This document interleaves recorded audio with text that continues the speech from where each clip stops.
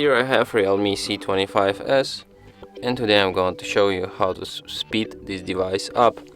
So you can speed this up by just opening the phone manager application. Here you just tap on the button optimize, and after it will automatically fix all the issues that it found, fix some bugs or something. You can clean storage from junk files if you have ones. You can scan your device for viruses, which can cause it to work slower too.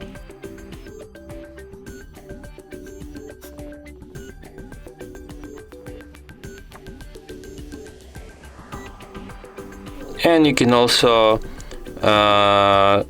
perform other actions in this app in order to speed up your device, like privacy permissions, diagnostics, payment protections, and so on. And that's it. Thanks for watching. If you find this tutorial useful, don't forget to hit that like button and subscribe to our channel.